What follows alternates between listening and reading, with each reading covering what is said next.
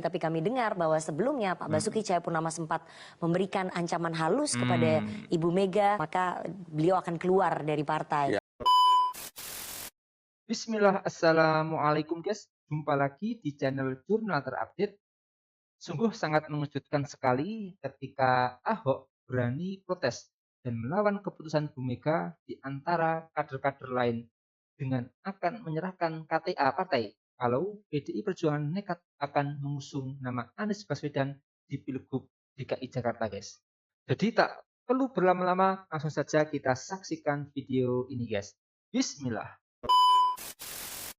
Oke, Pak Basuki Cahayapurnama ataupun Pak Ahok memang bersemangat akhirnya menerima keputusan bahwa Bu Mega mengusung Anda ya sebagai calon gubernur DKI. Tapi kami dengar bahwa sebelumnya Pak Basuki Cahayapurnama sempat memberikan ancaman halus kepada Ibu Mega kalau PDI Perjuangan mengusung Anies Baswedan, maka beliau akan keluar dari partai. Ya, jadi temannya. Kayaknya ancaman halusnya dari Nana bukan dari Ahok ya. Tapi faktor itu menjadi salah satu pendorong nggak? Makanya dicari jalan tengahnya Mas Pramono Anung. Jalan tengahnya. Jadi everybody's happy. Nggak begini, yang paling penting kan sebenarnya keputusan sudah diambil.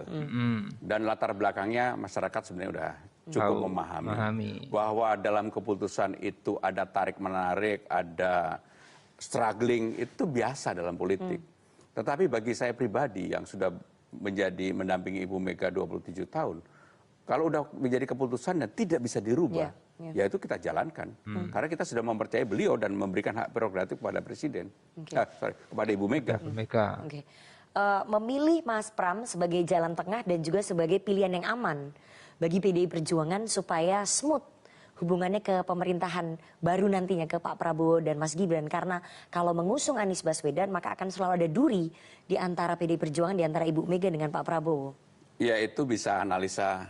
Begitu kan dalam negara demokrasi bebas-bebas aja. Termasuk kamu memberikan analisa. Itu bukan analisa saya aja tuh Mas. Ya tapi itu salah satu keyakinan Nana juga nggak apa-apa.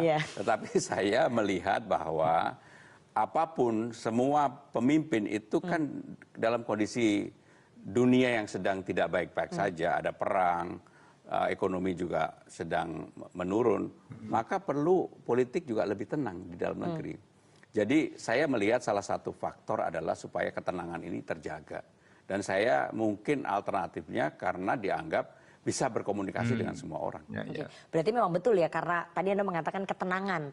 Jadi ketenangan adalah kunci pengambilan keputusan dari Ibu Megawati Soekarno Putri. Karena kalau misalnya Bu Mega mengusung Anies, maka tidak akan tercipta ketenangan itu kan. Ya selain ketenangan ya harus kemenangan. Di hubungan politik. Bukan hanya sekedar ketenangan. Ibu Mega menyampaikan ke saya tadi pagi, Pram, bismillah, menang, merdeka, struggling, gitu. Jadi buat saya ini adalah message bahwa saya dan Bang Dul pengen menang, bukan hanya tenang, tetapi bahwa kita tidak membawa politik identitas dan sebagainya, pasti kami lakukan.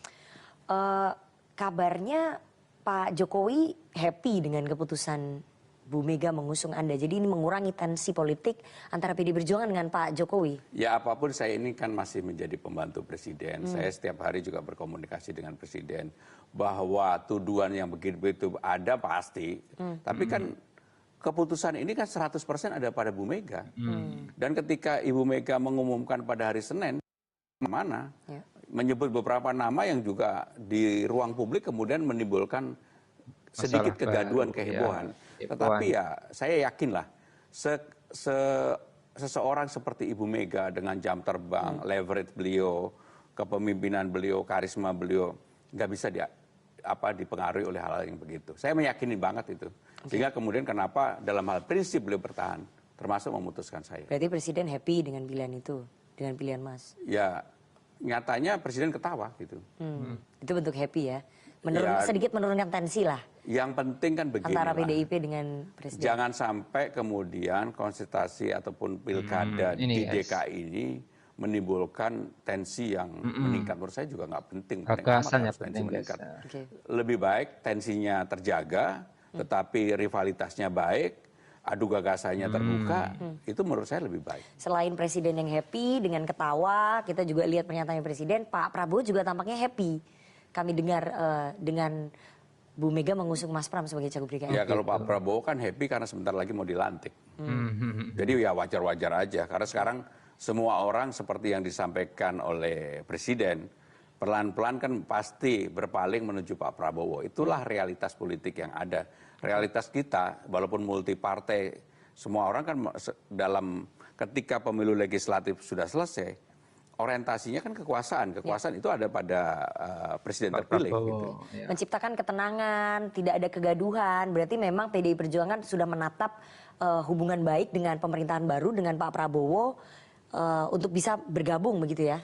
Posisi PDI Perjuangan sampai hari ini kan belum memutuskan. Dan Ibu Mega secara... Dalam rangka memutuskan itu kan ada jalan smooth yang harus terbangun nih Mas. Ya mungkin Nana lebih tahu dari saya lah. Saya ini nggak tahu apa-apa. Jalan mana lagi yang harus dibuat untuk supaya smooth. Kan tadi menciptakan ketenangan, tetapi yang paling katanya. penting... Yeah.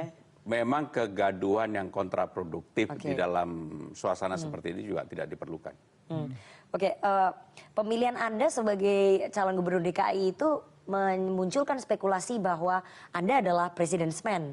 Jadi yang bertarung di Pilkada DKI itu adalah all president's man. Kang Emil, Ridwan Kamil, dan Mas Pramono Anung. Ya memang Bu Mega juga presiden kelima. Iya. Yang memutuskan saya adalah Megawati Soekarno Putri dan PDI Perjuangan. Tapi kan statusnya masih pembantu presiden. Ya tapi dalam hal pilkada ini yang menjadi hal putusan saya adalah Ibu Mega. 1000% Ibu Mega. Oke. Mas, tadi kan Anda katakan bahwa di setiap survei itu hanya ada nama Pak Anies, kemudian Pak Ahok, dan Pak Ridwan Kamil. Anda tuh benar-benar nggak ada di dalam 10 besar survei lah. Kita nggak usah bicara yang 3 besar ya. 10 besar aja nama Anda tuh nggak ada. Memang nggak ada. Jadi karena dalam... saya memang nggak mau tampil. Iya, makanya kenapa malam ini saya mau tampil di forum ini karena itu tadi. Publik supaya tahu bahwa bagaimana gagasan-gagasan saya. Bagaimana cara berpikir saya. Dengan perubahan Undang-Undang Nomor 2 Tahun 2004, Jakarta menjadi kota pusat perekonomian nasional dan juga kota global, harus ada orang yang bisa menerjemahkan itu. Apa yang harus dilakukan dengan Jakarta? Maka yang tadi saya sampaikan, saya akan menawarkan gagasan-gagasan terhadap perbaikan untuk Jakarta. Itu gimana Mas? Mungkin bisa bocorin sedikit itu bahwa ketika Jakarta sudah tidak menjadi ibu kota, maka apakah daya tariknya akan berkurang, kemudian hanya menjadi pusat perekonomian? Ya enggak, saya meyakini Jakarta tetap akan menjadi epicentrum utama di Republik ini. Karena bagaimanapun untuk membangun ibu kota Nusantara perlu waktu mungkin 15-20 tahun. Dan itu tidak gampang. Pengalaman beberapa negara yang membangun itu juga tidak semudah diselesaikan.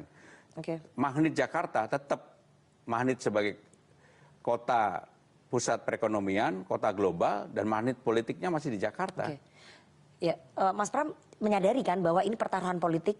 Ya pasti. Ketika nama Anda tidak ada di dalam radar survei, kemudian harus mengejar ketertinggalan, ini sebuah pertarungan politik, pertaruhan politiknya Pramono Anung. Kalau Anda gagal, Anda kalah di dalam kontestasi Pilgub, maka karir politik yang sudah Anda bangun bertahun-tahun, itu akan lenyap begitu saja, Mas? Sekarang ini yang ada di masyarakat, ini kan pertarungan antara David dan Goliat. Saya dianggap kecil karena hanya didukung 14%. Underdog.